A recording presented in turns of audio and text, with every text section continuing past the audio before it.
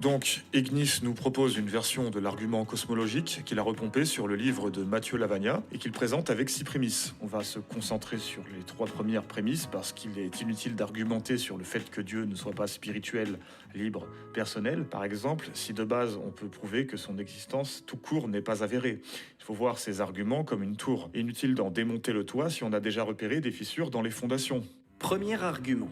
C'est l'argument de la preuve cosmologique. Première prémisse, tout ce qui a commencé d'exister a une cause extérieure à soi. Cette première proposition est une évidence. Allez, petit exercice pratique. Prenez n'importe quel objet autour de vous, votre téléphone sur lequel vous regardez cette vidéo par exemple. Il a commencé d'exister, vous êtes d'accord ? Eh bien, il a donc eu une cause extérieure à lui, qui a causé sa fabrication et donc sa création. C'est aussi simple que ça. Oui, logique. Mais c'est toujours vrai ? Bien sûr. Car nier cette proposition reviendrait à dire que les choses peuvent apparaître sans cause, c'est-à-dire sortir du néant. Pouf.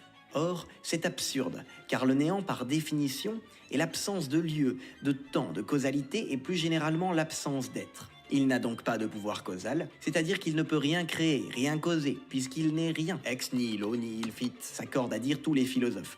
C'est-à-dire de rien, rien ne peut sortir. Donc, l'argument commence en nous expliquant que tout ce qui commence à exister a une cause, via la fameuse affirmation que rien n'émerge de rien, ex nihilo nihil fit. Le néant n'a pas de pouvoir causal. Les philosophes aiment bien donner l'expression ex nihilo nihil fit, ce qui en latin veut dire de rien ne sort rien. L'idée que le néant n'ait pas de pouvoir causal, donc que notre existence résulte forcément de quelque chose de transcendantal, c'est une erreur qui consiste à présumer que le néant est autre chose qu'une abstraction. Jusqu'à présent, vous m'arrêtez si je me trompe, mais on n'a jamais constaté l'existence du néant. Donc, se servir des propriétés du néant comme... Oui, on est d'accord. On est d'accord que le néant, c'est qu'une abstraction et que le néant n'existe pas. Donc, ce que monsieur dit, on est tout à fait d'accord. Le néant ne peut pas exister justement parce qu'il est impossible qu'il n'y ait jamais eu quoi que ce soit. Parce que si un jour il n'y avait rien, il ne pourrait pas y avoir quelque chose aujourd'hui. Parce que la non-existence de quoi que ce soit ne peut pas produire l'existence de quelque chose. Le non-être ne peut pas produire de l'être. Donc on est d'accord sur le fait qu'il est impossible que le néant existe, que c'est un pur concept. preuve que rien n'émerge de rien, eh ben c'est absurde, puisqu'on n'a aucune preuve que le rien, alias le néant, existe en premier lieu. On déduit donc l'argument d'une Justement, prémisse... on ne dit pas qu'il existe, on dit pas que rien n'existe, justement. Mais ce qu'on dit, c'est que si vous êtes un matérialiste athée et que vous pensez que la totalité de l'univers, de l'espace-temps, a commencé d'exister, la totalité de la réalité spatio-temporelle a commencé d'exister.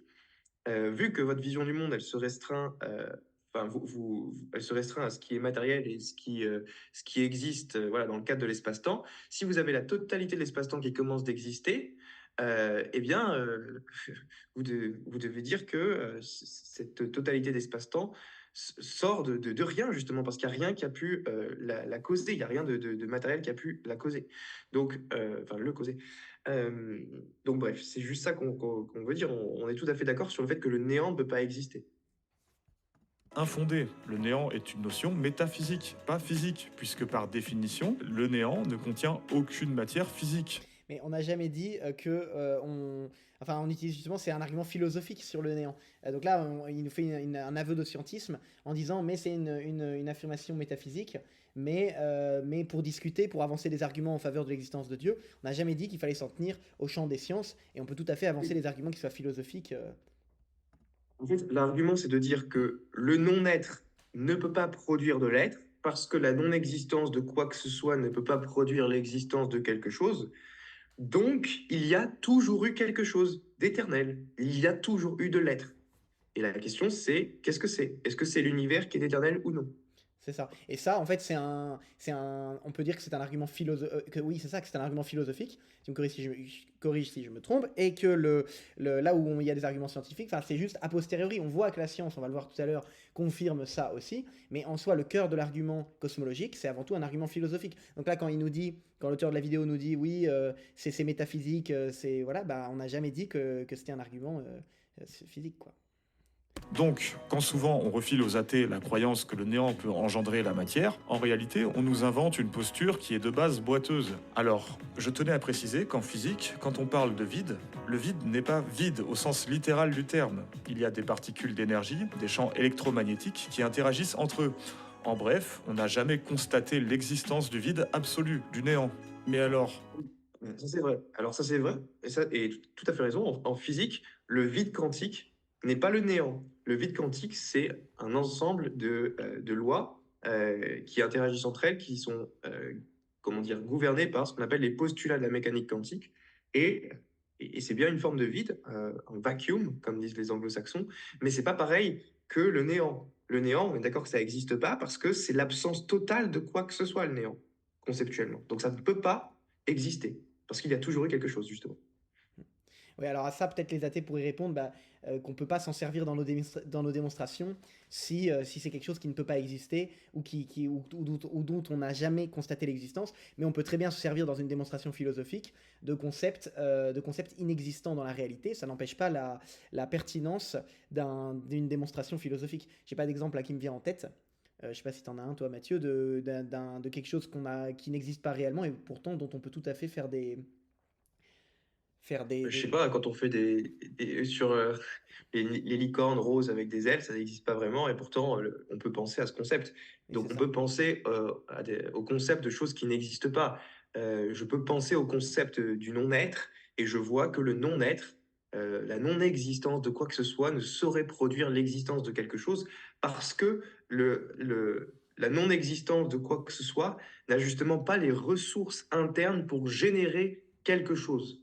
C'est ça. Et on n'a pas Donc, besoin, et ça c'est vrai que parce qu'on n'a pas besoin de passer par la méthode scientifique pour prouver ça, parce que le fait que la non-existence de quoi que ce soit ne puisse pas produire l'existence de quelque chose, il n'y a pas besoin d'en faire une expérience en laboratoire. Déjà, justement, on ne pourrait pas, puisqu'on ne peut pas créer cette non-existence de quoi que ce soit, et tout simplement, c'est juste un postulat qui est philosophique, mais qui est parfaitement logique.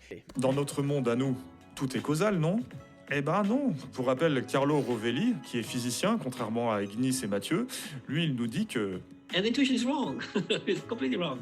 Because just take a piece of uranium. Okay?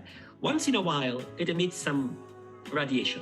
And you can go there with a Geiger counter, which clicks once in a while. So you can ask, what is the cause for which that particular radiation, the radiation started at that particular moment? Okay? And in modern physics, the answer is there isn't. bon, on voit assez vite que d'emblée, Alors, en fait, comment dire, il y a un quiproquo dans cette phrase.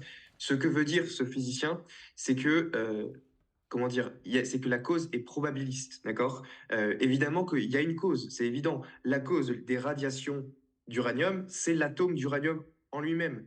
Donc, les radiations d'uranium ont bien une cause, même si on n'est pas capable de les prévoir de manière probabiliste a priori.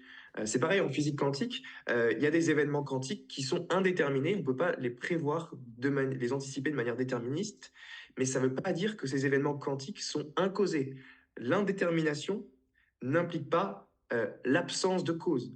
Il y a une cause, même si on ne peut pas la déterminer de manière probabiliste. C'est sûrement ça que veut dire ce physicien. En tout cas, ça ne réfute pas le principe ex nihilo nihil fit.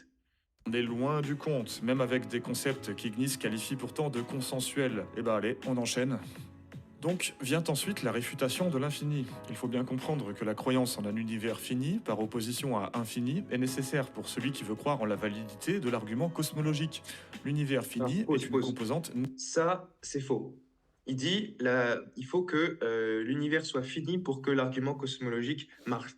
C'est faux pour l'argument cosmologique en général, c'est vrai juste pour la version du Kalam. L'argument du Kalam se fonde sur le fait que l'univers a commencé d'exister il y a un temps fini, et donc qu'il doit avoir une cause, etc.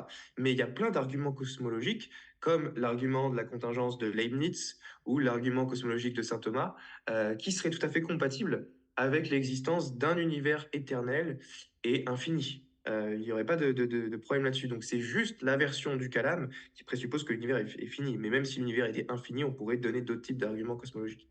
nécessaire du bon fonctionnement de l'argument cosmologique. Si l'univers est infini, alors l'argument... Encore une fois, il réduit l'argument cosmologique à l'argument du Kalam. C'est toi qui disais qu'il y a au moins 16 arguments cosmologiques différents, hein, c'est ça? Oui, il y en a au moins une quinzaine qui sont développés dans la littérature. Alors, pour l'excuser, enfin, dans la vidéo, le titre d'argument cosmologique, c'était la version du Kalam qu'on a donnée. Oui. Mais dans mon livre, par exemple, je donne environ trois types de grands arguments cosmologiques. La version de Leibniz, l'argument de la contingence, l'argument du Kalam et l'argument de la contingence thomiste, fondé sur une impossibilité de régression des causes essentiellement ordonnées. Et ça, c'est trois types d'arguments cosmologiques distincts déjà. Donc, je disais, il en existe plus que 15, mais au moins là, vous avez trois grandes familles. Et on ne peut pas juste réfuter le Kalam et dire j'ai réfuté l'argument cosmologique, parce que l'univers peut être infini. Voilà. Cosmologique s'écroule, puisque rien n'a jamais commencé à exister en premier lieu. Voyons ce que valent ces fameuses réfutations de l'infini. Imaginez qu'un homme immortel a compté depuis un temps infini l'ensemble des entiers négatifs et il termine son décompte aujourd'hui. -5, -4, -3, -2, -1, 0. Il vous dit alors « Ça y est, j'ai terminé de compter l'ensemble des entiers négatifs ». Votre réaction spontanée sera de le regarder d'un air bizarre en lui disant « Tu mens, c'est impossible ». Et votre réaction sera correcte. Pourquoi ? Parce que de même qu'il est impossible de compter jusqu'à l'infini, il est tout autant impossible d'en provenir, puisqu'une traversée qui ne peut pas se faire dans un sens ne peut pas se faire dans l'autre sens. Donc le passé ne peut pas être infini, sinon le présent, là, ce moment où vous regardez la vidéo, ne serait jamais arrivé. L'exemple du bonhomme qui termine enfin de compter jusqu'à l'infini est parfaitement absurde, parce que pour réfuter l'infini, il utilise un exemple d'une personne qui termine justement de compter les nombres entiers jusqu'à l'infini. Donc, dans son exemple, il y a une contradiction avec le concept même d'infini. Ainsi, il ne lui reste... Justement, on Non, dit que c'est pas possible. Non, justement, il n'a pas compris l'argument. On est en train de montrer que on ne peut pas provenir de moins l'infini en se disant si c'était possible de provenir d'un univers éternel, d'un passé infini, alors cet homme qui décompte l'ensemble des entiers négatifs, -4, -3, -2, -1, 0, pourrait terminer son décompte. Or, ce n'est pas possible qu'il réalise un tel décompte, donc le passé ne peut pas être infini. Donc c'est juste ça l'argument. Plus qu'à pointer du doigt cette même contradiction qu'il a lui-même créée de toutes pièces comme un grand. Une personne qui compte l'infini, elle ne s'arrête jamais de compter l'infini. Sinon, elle compte une série de nombres finis, pas l'infini. C'est bien pour ça qu'on dit que c'est impossible. L'exemple, il a pour but de dire qu'on ne pourra jamais atteindre notre instant T du moment présent, de là tout de suite, là maintenant, si on avait une infinité de temps qui précède ce moment. Et idem pour après notre instant présent, puisqu'on en aurait potentiellement pour l'infini avant d'en arriver à notre état actuel, et qu'on ne traverse pas l'infini. Sauf que ce n'est pas parce que l'ensemble correspond potentiellement à un infini perpétuel que tout ce qui est à l'intérieur de cet ensemble est de fait lui aussi infini. Dire l'inverse, ce serait commettre un sophisme de composition, sophisme qui consisterait à nous prêter à nous les humains des qualités présumées de l'infini. Parce que quand Matthieu dit que... On ne peut pas traverser un nombre réellement infini d'événements. De la même manière que vous ne pouvez pas compter jusqu'à l'infini en faisant 1, 2, 3, 4, 5 et atteindre l'infini, dire ça y est, j'ai atteint l'infini, ben vous ne pouvez pas faire le chemin dans le sens inverse, c'est-à-dire partir de moins l'infini et atteindre l'instant présent. Ça reviendrait à sauter hors d'un puissant fond. On n'a jamais prétendu que les humains sont capables de traverser l'infini. Nous ne sommes pas des dieux. La posture de l'infini, c'est de dire qu'on fait partie d'un infini, pas qu'on le traverse. Ceci étant clarifié, on peut très bien postuler. Oui. Il dit on fait partie d'un infini, on le traverse pas. Mais le faire partie de l'infini, ça n'a rien à voir avec l'argument. L'argument, il se concentre sur est-ce que c'est possible de parcourir un nombre réellement infini d'événements de même durée. Enfin, je ne vois pas en quoi ce qu'il dit réfute cette position. Il nous accuse de commettre un sophisme de composition, mais c'est pas ça de commettre un sophisme de composition. Le sophisme de composition, c'est quand on attribue au tout les propriétés d'une partie. Donc, par exemple, dire ces plumes sont légères, donc cet ensemble de plumes est léger. Ok, ça c'est un sophisme de composition, mais nous on fait pas ça dans le cadre du passé infini. Nous on affirme que l'ensemble, la totalité du passé ne peut pas être infini parce que cette totalité ne peut jamais être parcourue. Donc c'est pas un sophisme de composition. Ce qui montre donc que le temps a bien commencé d'exister, parce que pour rappeler pourquoi on parle de tout ça, c'est pour dire que l'espace et le temps, c'est-à-dire l'univers, a commencé d'exister. Parce que si l'espace et le temps n'avaient jamais commencé d'exister et avaient été éternels, ça voudrait dire qu'un nombre réellement infini d'événements nous ont précédés avant d'arriver jusqu'ici. Donc on tombe bien sur l'analogie d'une personne qui proviendrait de moins l'infini et qui irait jusqu'ici. Et ça, c'est totalement impossible. Il peut pas y avoir, pour le dire encore plus simplement, il ne peut pas y avoir un nombre réellement infini d'événements qui nous ont précédés Donc, puisque l'univers comporte l'ensemble de l'espace et du temps, puisqu'il y a le temps dans l'univers, le temps ne pouvant pas être infini jusqu'à aujourd'hui, alors le temps a forcément commencé d'exister. Et d'ailleurs, puisque, ça, je ne l'avais même pas dit dans la vidéo, mais puisqu'Einstein dit bien que le temps et l'espace, et la matière sont reliés, si le temps a commencé d'exister, alors l'espace aussi a commencé d'exister, et donc si l'entièreté de l'espace-temps a commencé d'exister, donc on arrive bien à confirmer notre prémisse que l'univers a commencé d'exister, quoi. Que notre existence soit une goutte d'eau dans un océan infini, qu'on soit une virgule dans le livre sans fin de l'univers, que cette virgule soit là actuellement effective. C'est une possibilité, je ne dis pas que c'est le cas, je dis que c'est une hypothèse comme une autre. Une hypothèse, mais qui du coup ne réfute pas du tout notre argument. C'est un sujet, bien sûr que qu'on est une virgule dans l'univers. Cette hypothèse n'a pas définitivement été réfutée via cet exemple. L'univers n'aurait jamais pu arriver jusqu'ici, car il ne peut pas traverser l'infini. C'est aussi simple que ça. Non, ce n'est pas ce que dit l'hypothèse. L'hypothèse ne dit pas que l'univers ni les humains doivent traverser l'infini. Elle dit que l'univers est infini. La nuance est centrale, puisque si l'univers en lui-même est infini, il n'a pas à se traverser lui-même. Oui, sauf que l'univers comporte le temps, et donc si une succession réellement infinie d'événements nous ont succédé au niveau temporel, eh bien ça c'est impossible, et ce serait la seule condition pour que l'univers n'ait jamais commencé à exister. Donc puisque c'est impossible, ça veut dire que le temps, autrement dit l'univers, a commencé d'exister. Même problème avec l'exemple du puits sans fond. Provenir d'un passé infini est aussi impossible que sauter hors d'un puits sans fond. L'erreur est de proposer qu'on puisse sauter en dehors du puits tout court. Sauter en dehors d'un puits infini veut littéralement dire sortir de l'infini. Mais en effet, ce qui est infini est par définition illimité. Donc impossible. Donc inutile de s'en étonner. C'est dans les... Impossible. C'est bien ça qu'on dit. On dit que c'est impossible de sauter hors d'un puits sans fond parce que c'est pas possible de provenir d'un endroit où il est impossible de se rendre. Donc de la même manière que vous pouvez jamais vous rendre à moins l'infini, provenir d'un passé infini, vous pouvez pas provenir d'un puits qui est infiniment profond parce que vous n'en sortirez jamais. C'est précisément pour ça que l'exemple du puits est impossible. Énoncé. Il y a aussi le fait que son énoncé présuppose que sortir du puits serait égal à notre instant présent. Bah, dire ça, c'est égal à prétendre que nous ne pouvons exister au sein de l'infini. Ce qui revient à rejeter l'hypothèse de l'infini par principe. Sans... Alors, nous pouvons... Attends, il dit nous pouvons exister au sein de l'infini. Non, c'est pas ce qu'on dit. On dit pas ça. On peut, enfin comment dire, on parle des séries temporelles. Là, on parle du temps. Et donc, ça veut dire quoi, exister au sein de l'infini? Pourquoi il ne parle pas de séries temporelles là? Je comprends pas. En fait, je pense pas qu'il ait compris l'argument parce que nous, on parle juste du temps, de l'impossibilité d'un temps infini.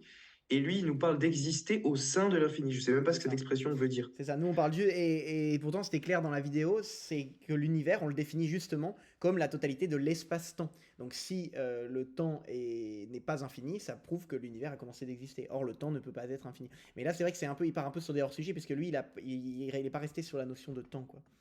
Même en analyser les implications. En gros, c'est un argument circulaire, puisque ce qui est contenu à l'intérieur du puits, donc l'infini, est par définition en dehors de notre existence. C'est le fait de sortir du puits, alias l'infini, qui permet à notre existence d'avoir lieu. Donc, dans ces prémices, de base, il n'y a aucune place pour l'hypothèse de notre existence au sein de l'infini. Donc l'argument ne vaut strictement rien. Donc forcément, le résultat, c'est que c'est impossible qu'on existe au sein de l'infini. Merci Sherlock. Enfin, je sais pas, moi ça me paraît évident. J'espère que je me suis bien exprimé. Si c'est pas le cas, faites-le moi savoir en commentaire, hein, c'est pas grave. Les trois... On te le fait savoir, ouais. On te le fait savoir. Tu ne t'es pas exprimé et tu réponds pas à l'argument sur la série temporelle. Exister au sein de l'infini, ça veut rien dire. Enfin, nous, on n'a jamais employé cette expression dans l'argument. L'argument, c'est que c'est impossible de traverser une quantité infinie d'événements de même durée. C'est juste ça. Donc, il faudrait répondre concrètement à l'argument tel qu'il est présenté. C'est ça.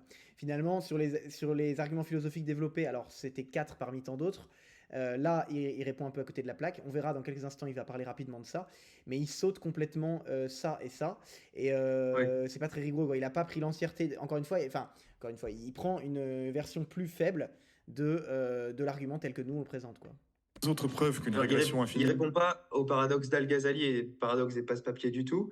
Et sur le paradoxe de l'hôtel de Hilbert, il va faire une grosse erreur en mathématiques. On va le voir dans Vas-y, un tu vas instant, voir. ouais. est impossible sont légèrement différentes, mais elles reposent elles aussi toutes sur la même idée erronée que l'infini est un nombre entier, donc un nombre ayant une valeur. Or, justement, c'est l'absence de valeur qui caractérise l'infini. Donc, dans un même énoncé, quand on présuppose qu'il faudrait des nombres Ça, c'est finis... faux. C'est faux. De dire que c'est l'absence de valeur qui caractérise l'infini, Ici, il fait une erreur de débutant en mathématiques entre l'infini potentiel et l'infini actuel. L'infini actuel en mathématiques, ça a du sens de parler de sa valeur. Et d'ailleurs, en arithmétique transfinie, on parle de Aleph 0. Aleph 0, c'est le cardinal de l'ensemble des entiers naturels. C'est le nombre d'éléments des entiers naturels. Et donc, c'est une valeur, c'est un nombre. Ça existe. Il suffit d'étudier l'arithmétique transfinie de Cantor. Pour démontrer la fausseté d'un nombre infini, en montrant un petit bonhomme qui termine de compter un nombre infini, on travestit le concept d'infinité. Donc on ne suit pas les prémices. Donc On disait justement que Mais c'était non, on impossible. ne travestit pas le concept d'infinité. On montre que si revenir d'un passé infini était possible, alors un tel décompte devrait être possible. Or, un tel décompte n'est pas possible, donc on ne peut pas provenir d'un passé infini, parce qu'on ne peut pas provenir d'un endroit où il serait impossible de se rendre. C'est ça. On peut pas. Voilà. Mais encore une fois, là, Bref, il a on l'a coupé les suffisamment 3/4. expliqué. Il a coupé les 3/4 de la démonstration pour faire passer notre truc comme un truc incompréhensible. Mais mis dans le contexte, que ce soit dans ton livre ou dans la vidéo, c'était très clair qu'on parle bien là du temps et du fait que ça implique qu'un nombre réellement infini d'événements nous aurait précédé. Et ça, il fait totalement l'impasse là-dessus. on se trompe. Prenez l'exemple de l'hôtel d'Hilbert, mais dès le début du postulat, le premier truc que dit Ignis, c'est imaginons que l'hôtel soit plein. Imaginons donc que l'infini actuel soit possible et qu'il existe un hôtel disposant d'un nombre réellement infini de chambres. Imaginons que l'hôtel infini en question soit plein. Bah non, du coup, on va pas faire ça, hein. Tu présupposes que l'hôtel est infini. Tu peux pas juste après proposer l'idée qu'il soit plein. Alors désolé, mais c'est ce que fait le mathématicien Bah si, Hilbert. bah si, étudie l'arithmétique transfinie, mon cher. C'est la base, hein, c'est-à-dire que toute personne qui a fait un minimum d'études universitaires en maths sait très bien que l'arithmétique transfinie post-cantorienne, c'est un domaine des mathématiques qui est très bien développé, et donc ça a tout à fait du sens de dire que l'hôtel d'Hilbert est plein, et c'est d'ailleurs l'expérience de pensée proposée par David Hilbert lui-même, qui n'est pas un demeuré, hein, qui est quand même un mathématicien de niveau mondial, en disant que si l'infini actuel était possible dans le monde réel, eh bien, on obtiendrait des scénarios comme l'hôtel de Hilbert. On pourrait les obtenir. Donc, c'est justement David Hilbert qui propose cet exemple. Donc, bref, il faudrait qu'il révise ses cours de maths. Qu'il est infini, par définition, c'est impossible.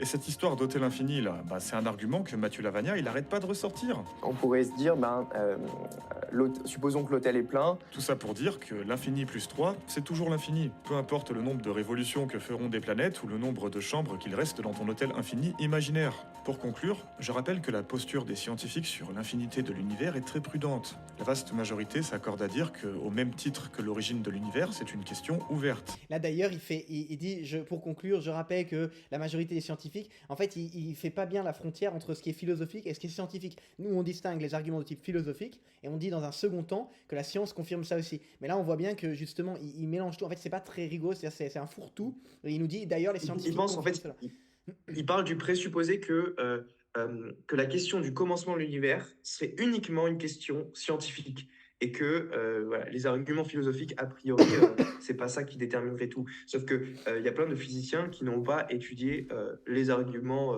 métaphysiques contre l'hypothèse du passé infini, et donc voilà, c'est pas dans leur domaine de compétences spécifiquement, puisque c'est de la philosophie de la métaphysique. D'ailleurs, là, ce qui est drôle, c'est qu'en termes de scientifique, il fait référence à Étienne Klein.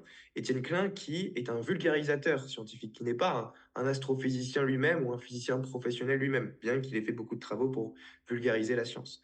Bref, c'était une petite remarque en passant. Comme d'hab, les théologiens font semblant que cette question est tranchée définitivement en leur faveur, sauf que bah c'est faux. Alors on me dira sûrement que c'est une preuve philosophique, pas scientifique, mais peu importe la nature de la preuve, du moment que vous êtes persuadé de détenir la vérité de manière formelle, au minimum on attend que vous soyez capable de justifier vos prétentions. Or, comme on l'a vu, eh ben on est loin du compte. Allez, on Bah, pas vraiment en fait, du coup on a répondu.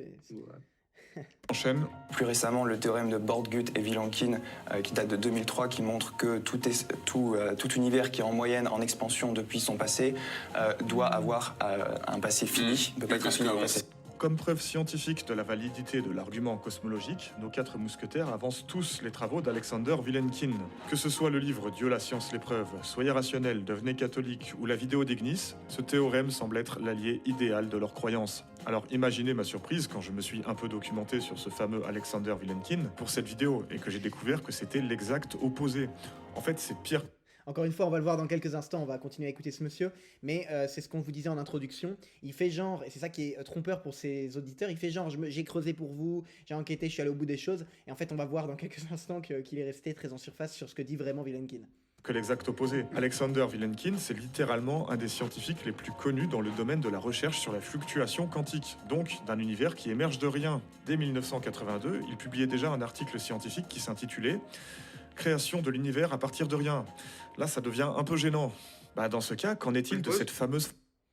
Alors oui, Vilenkin pense que l'univers a commencé d'exister à partir de rien. C'est vrai, mais du coup, il rejette ex nihilo nihil fit, ce qui nous semble complètement irrationnel. De rejeter, enfin, de dire que l'univers peut commencer à partir de rien, voilà. Nous, on trouve que c'est du délire.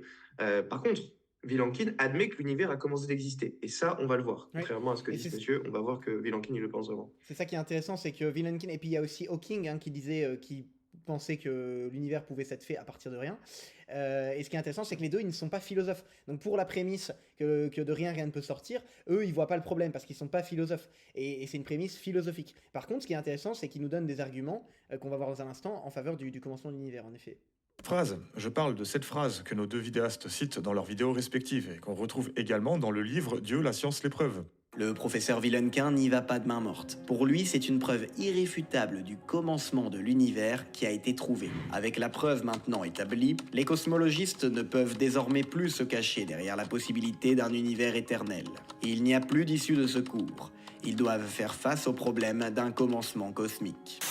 With the proof now in place, cosmologists can no longer hide behind the possibility of a past eternal universe. They have to face the problem of a cosmic beginning. En fait, ce qui s'est passé, c'est qu'ils ne font que répéter les arguments des théologiens américains, qui citent toujours la même phrase d'Alexander Vilenkin, sortie de son contexte, bien sûr. Non, sérieux, juste en écrivant la fameuse phrase en anglais, donc sa langue originale, les résultats sont édifiants. Regardez-moi ça. On voit bien que partout où cette phrase est réutilisée, c'est systématiquement sur des sites et vidéos de propagande religieuse, où ils rabâchent sans cesse cette fameuse punchline. Ça prouve rien. Le fait que cette phrase soit beaucoup utilisée sur des sites religieux, c'est tout à fait compréhensible parce que les sites religieux ont tout intérêt à faire remarquer que la science moderne conforte la doctrine biblique de la création. Donc c'est normal qu'ils veuillent utiliser cette phrase. Mais ça ne prouve pas en tant que tel que cette phrase est fausse ou que Vilenkin ne l'a pas dit ou quoi que ce soit. C'est juste des attaques qui sont totalement hors sujet par rapport au contenu substantiel de cette phrase.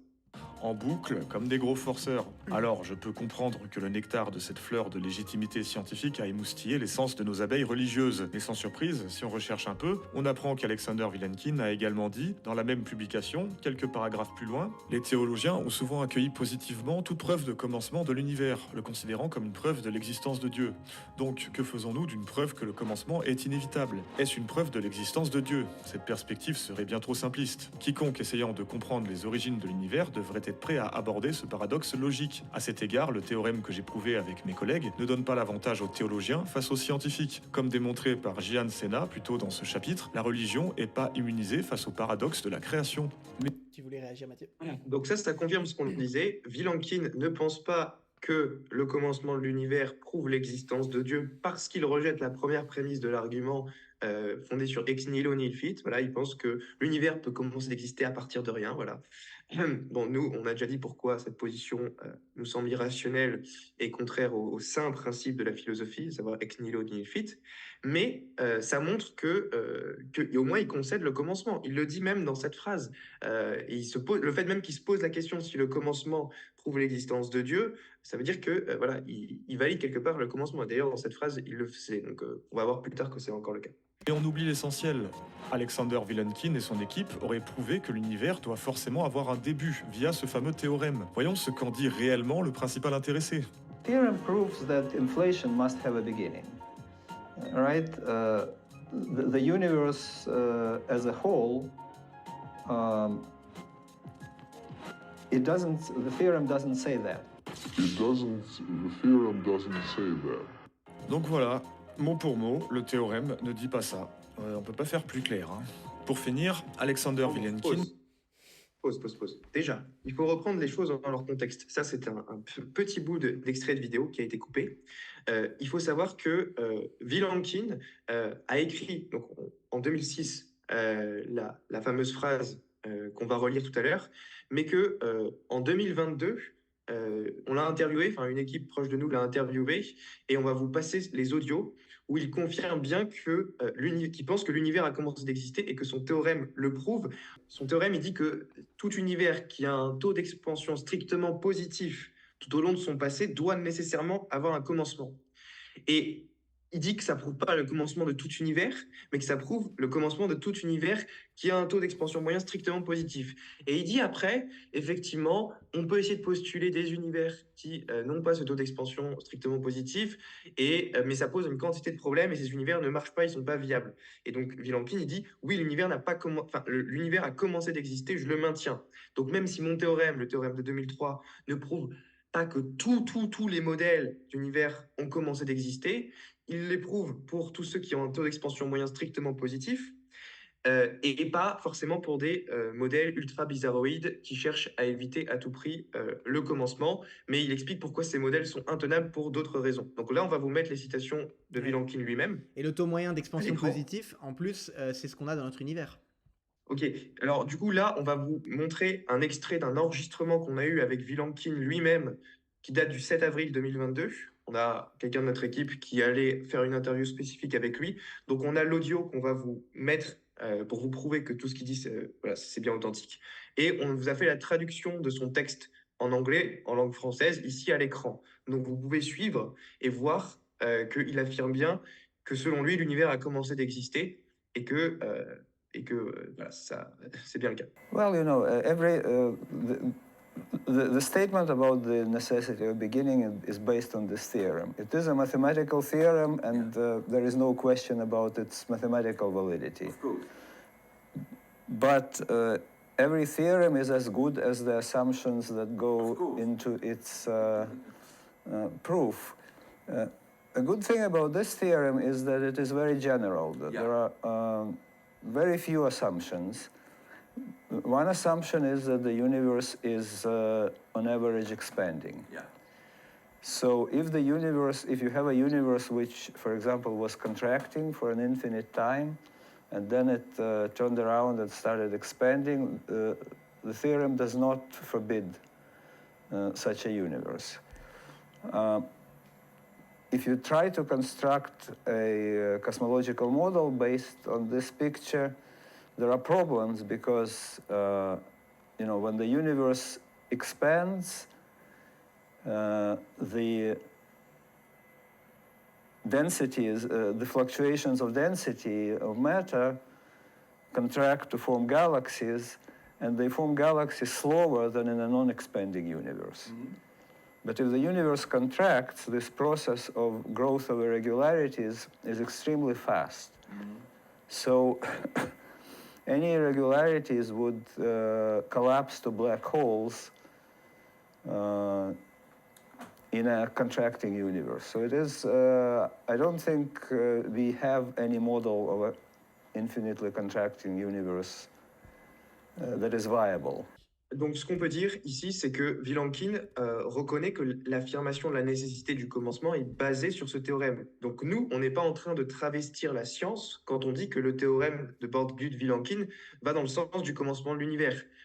Alors, Vilenkin dit bien qu'on a essayé de proposer quelques contre-exemples à ce théorème sur des univers qui ne seraient pas en moyenne en expansion, donc des univers qui se seraient contractés pendant un temps infini, qui se seraient retournés et qui auraient commencé à s'étendre.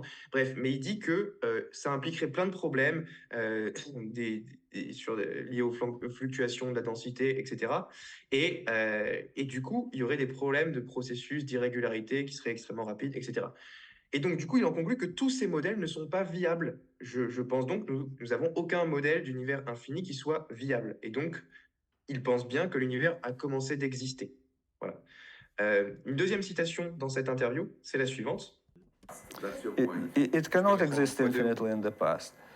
The point of when this model was discussed, people asked, okay, well, could it possible that it exists infinitely in the past? And there it runs into problem with with entropy, because there was a model suggested by Neil Turok and Paul Steinhardt of the cyclic universe. Yeah. And they said that the universe could, that was one of the attempts to avoid this theorem.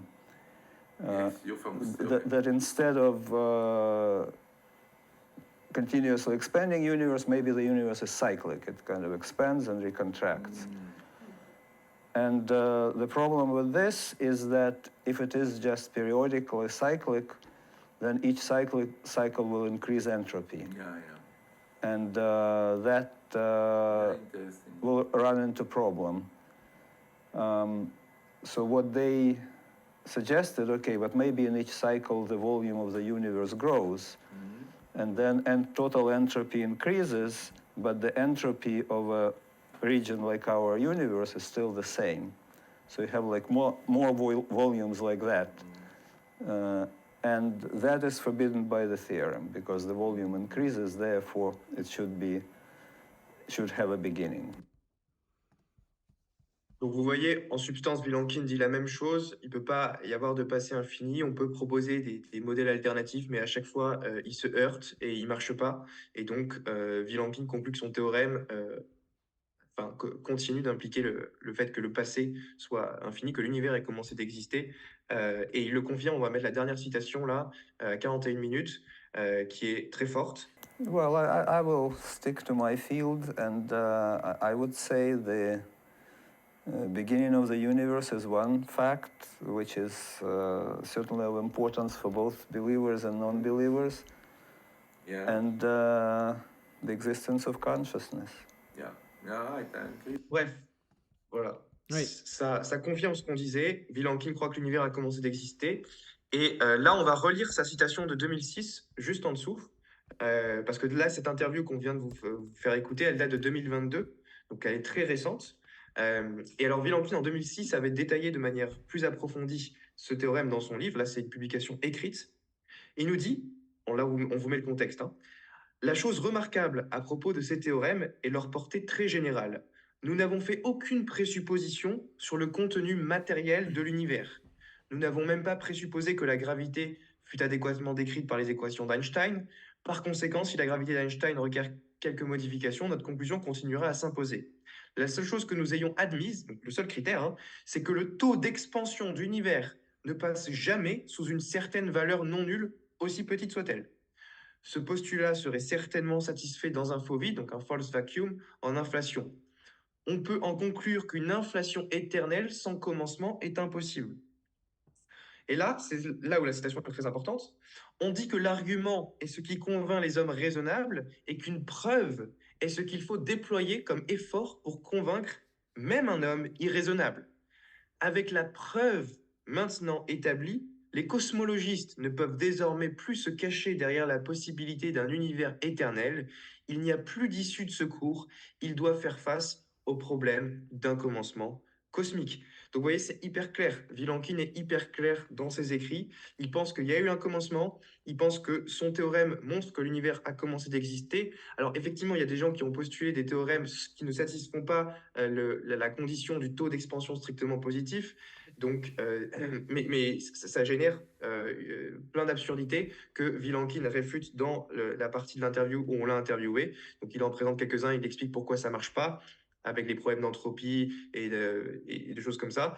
Et donc, il en conclut encore en 2022, je pense qu'il n'y a pas de modèle viable à un univers éternel et que le début de l'univers est un fait qui est important pour les croyants et les non-croyants. Donc, il faut arrêter de nous dire que Vilenkin ne dit pas que l'univers est éternel. C'est juste faux. Voilà. C'est clair. Voilà Là, c'est on ne peut plus clair. Le début de l'univers est un fait. Et puis justement, il nous disait tout à l'heure, l'auteur de la vidéo, que c'est pas pour autant qu'il croyait en Dieu ou je sais pas quoi. Et ben tant mieux, parce que si Vilenkin était chrétien, on nous reprocherait qu'il soit biaisé. Et là, donc justement, le fait qu'il soit non-croyant, scientifique, sérieux, réputé, là, il y a vraiment aucune possibilité de nier le fait que l'univers ait commencé à exister, tout simplement.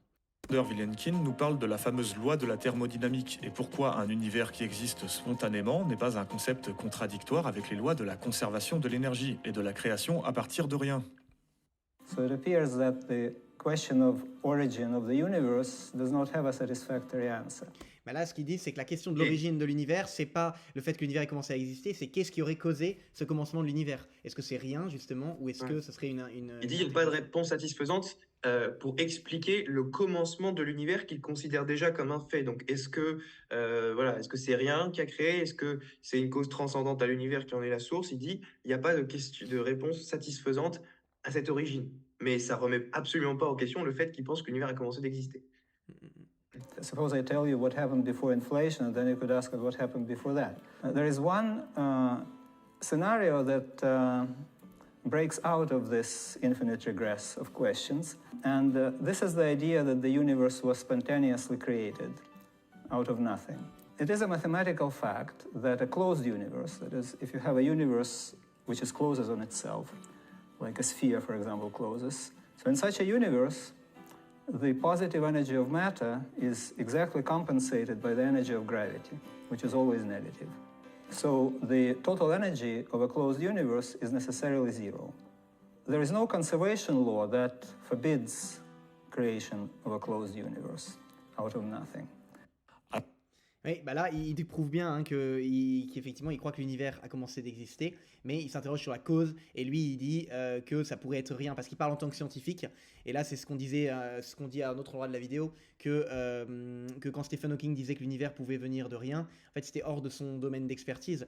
C'est une proposition philosophique à laquelle John Lennox répondait qu'une absurdité reste une absurdité, même quand elle est dite par un grand scientifique, parce que tout simplement, après, c'est juste que c'est pas de leur domaine, ils sont extrêmement compétents en sciences, mais le fait que de rien peut venir est une affirmation philosophique évidente, et ces personnes ne sont pas philosophes, donc on peut pas leur en vouloir.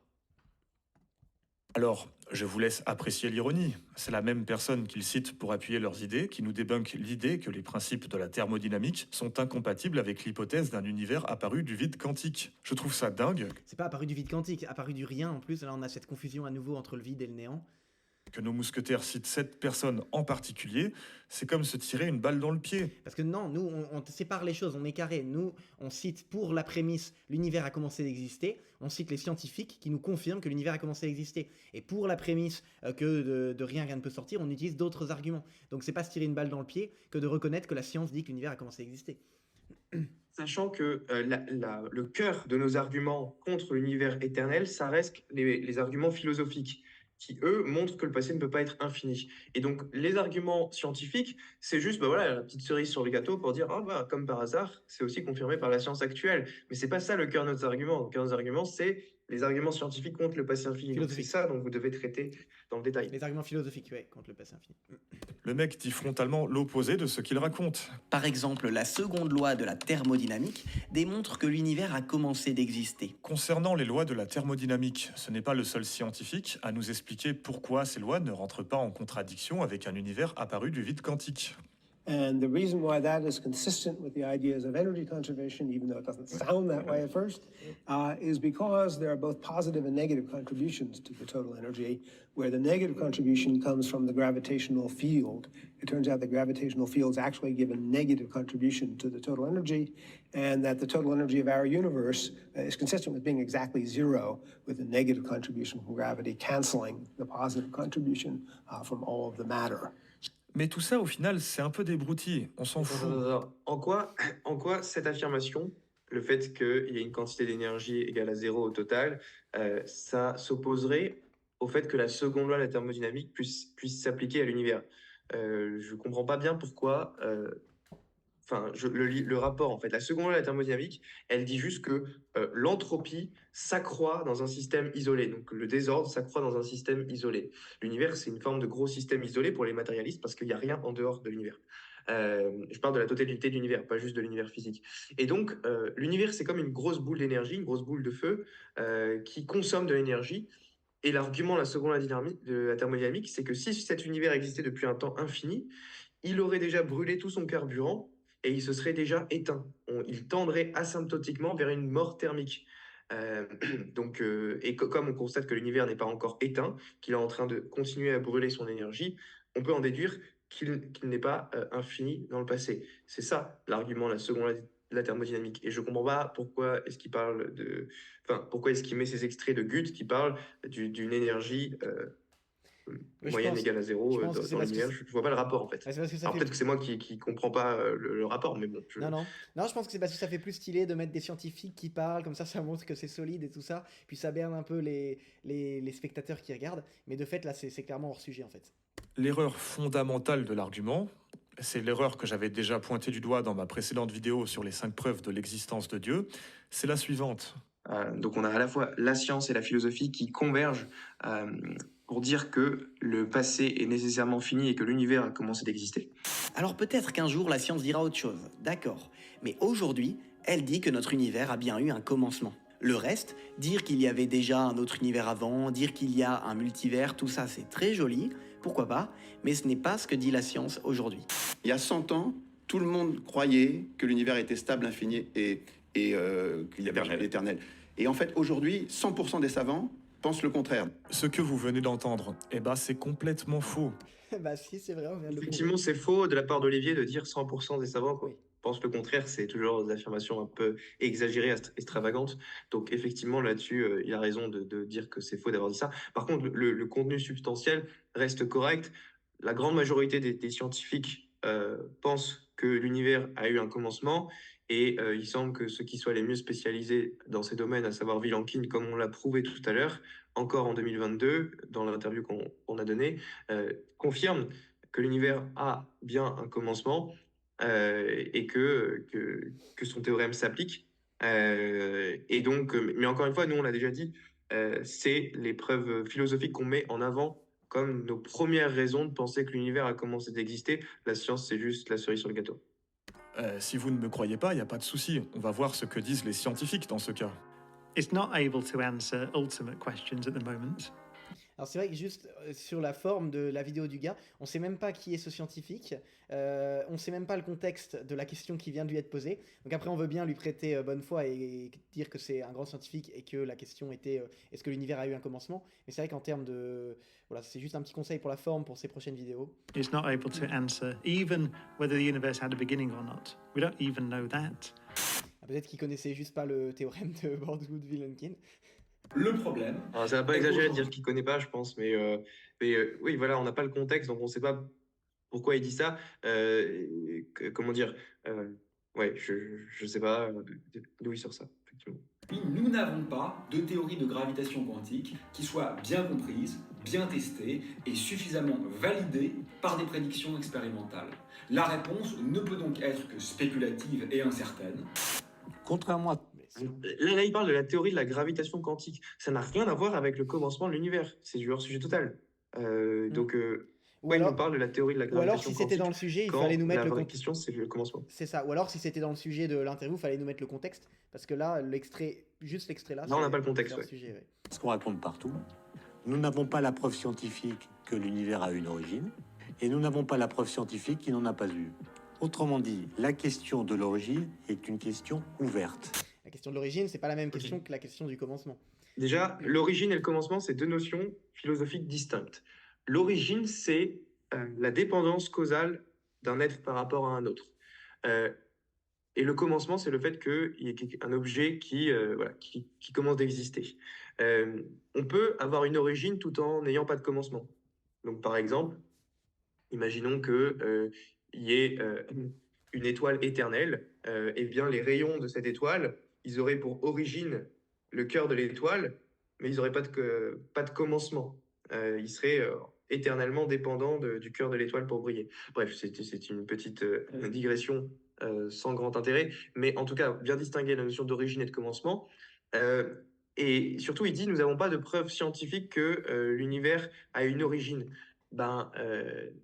Déjà, c'est Étienne Klein. Étienne Klein, c'est pas un philosophe, c'est même pas un astrophysicien renommé. C'est un vulgarisateur de la science. Donc, le mettre comme un scientifique de prédilection, c'est un peu exagéré. Et encore une fois, moi, ça m'intéresserait d'avoir la réponse de Étienne Klein au théorème de Bordgut et Vilenkin et quel modèle alternatif d'univers il propose, un univers qui n'a pas un taux d'expansion strictement positif. J'attends de voir son modèle parce que Vilenkin, justement, il dit que tous les modèles alternatifs, ils ont été réfutés, ils ne marchent pas, dans l'interview qu'on a citée. Donc bref. Et encore une fois, on l'a déjà dit maintes fois, mais ça répond pas aux arguments philosophiques qu'on a donnés contre l'existence d'un passé infini. Et ça, les scientifiques les ont très peu étudiés. And we don't really have a solid theory of how inflation began. The ultimate theory of the origin of the universe is still very much. Là encore, on a l'origine, hein, mais comme Vilenkin qui lui-même disait on connaît pas l'origine de l'univers, alors qu'il disait l'univers a eu un commencement, parce que l'origine c'est la cause de ce commencement. Donc ça c'est ça. Dire qu'on n'a pas de réponse, la science ne donne pas de réponse sur l'origine de l'univers, c'est très différent de dire la science n'a pas de réponse sur le commencement de l'univers, parce que Vilenkin lui-même admet que l'univers a un commencement, mais il dit on ne sait pas quelle est cette origine de commencement. Est-ce que c'est lui il pense que c'est venu à partir de rien, ok. Est-ce que ça peut être Dieu, est-ce que voilà. Donc et d'ailleurs vraiment bien distinguer l'origine et le commencement. C'est ça. Et donc non seulement les citations là qui sont mises à l'écran sont hors sujet parce qu'elles parlent pas du commencement de l'univers, mais on peut même aller encore plus loin. Le commencement de l'univers. L'origine du commencement de l'univers, le commencement de l'univers peut s'étudier de façon scientifique, même si nous on apporte des arguments philosophiques aussi, mais l'origine du commencement de l'univers, pour le coup, c'est uniquement une question philosophique par définition, puisque c'est métaphysique, c'est ce qui va au-delà de la physique, ça peut pas être l'étude c'est pas dans l'objet d'étude de la science, puisque la science n'étudie que ce qu'il y a dans l'univers, donc l'origine du commencement de l'univers est une question philosophique, et donc ça sert à rien de mettre des citations de scientifiques sur l'origine du commencement de l'univers. Up for grabs. Pardonnez la répétition, mais je me permets d'insister avec beaucoup d'exemples parce que c'est vraiment l'élément le plus important de l'argument. Quand tous ces experts disent ça, ils ne cherchent même pas à réfuter l'argument cosmologique par pur militantisme athée ou je sais pas quoi. Non. Ils ne font que faire état de nos connaissances scientifiques. Donc, quand nos 4 mousquetaires affirment texto que la science a leurs arrières quand ils disent que l'univers a commencé à exister, eh ben c'est du pipeau. C'est juste pas vrai. Les scientifiques, les vrais, ils disent tous que la... Il met les vrais, il met Étienne Klein par rapport à Vilenkin. question relève du mystère. En substance, il faut retenir que la posture des scientifiques est bien plus prudente que les prétentions de nos mousquetaires. Ce que ça implique, c'est que le commencement de l'univers est en réalité une question ouverte. On voit qu'il fait une confusion tout le temps entre commencement et origine, parce que là il a donné des citations sur l'origine et il parle du commencement. À moins que ces gens aient accès à du savoir qui dépasse les connaissances des physiciens, ce dont je doute. Donc, je résume, l'argument cosmologique est invalide parce que les 2 premières prémices ne sont pas du tout avérées. Non, la philosophie n'a pas prouvé qu'une régression causale infinie était impossible. L'infini n'est pas un nombre ayant une valeur. Ce n'est pas en plaçant des exemples tronqués où l'absence d'infini est... Si. Évidemment que l'infini, c'est un nombre qui peut avoir une valeur. À l'F0, il suffit d'aller sur Wikipédia et taper arithmétique transfinie cantorienne. C'est très connu dans les milieux de maths, ça, que l'infini, que l'arithmétique transfinie, ça attribue des valeurs à des ensembles infinis. Le cardinal des antinaturels, le cardinal des nombres relatifs, ça existe, il suffit de renseigner un peu en maths. Non mais moi ce qui me rend le plus triste, c'est que ce monsieur qui fait la vidéo, il a une certaine audience et tout le monde l'encense en mode « Ah ça y est, c'est génial, t'as réfuté les arguments en faveur de l'existence de Dieu », alors que c'est vraiment, si nous on résume de notre côté, là pour ce premier argument du calame, finalement sur les arguments philosophiques, il a quasiment pas répondu. Moi j'en avais mis que 4 alors qu'il y en a encore d'autres. Lui il a répondu partiellement à un en faisant un hors-sujet sans comprendre que ça parlait du temps. Et ensuite sur les arguments scientifiques, il a pas vu que... Il a dit j'ai enquêté un peu sur Vilenkin, il aurait dû enquêter beaucoup sur Vilenkin, il aurait vu que Vilenkin dit bien que le commencement de l'univers est un fait. Donc c'est vrai que si ça c'est une réfutation, c'est... après à chacun de se faire son propre avis. Je pense que toi Mathieu t'es ouvert pour faire un débat avec ce monsieur sur les arguments cosmologiques en faveur de l'existence de Dieu ou autre, si c'est un débat respectueux. Donc voilà, si ce monsieur a envie de venir débattre, c'est possible aussi. Présupposé dans les prémices que vous allez soudainement prouver quoi que ce soit. Non, le théorème de Vilenkin et de ses collègues ne valide pas l'idée du commencement de l'univers. L'auteur l'a démenti publiquement. De plus, l'auteur taffe sur des théories cosmologiques qui sont frontalement opposées à vos idées. Pour conclure, je le dis une énième fois pour bien que ça rentre, parce que j'en peux plus d'entendre toujours les mêmes mensonges à base de « L'univers a bien commencé d'exister ». C'est une certitude que nous pouvons avoir. C'est faux, on ne sait pas l'origine de l'univers. C'est une question ouverte. Il confond encore origine et commencement, c'est dingue. Oui. Énième confusion. Merci, au revoir. Ah si, une dernière chose avant de passer à la suite.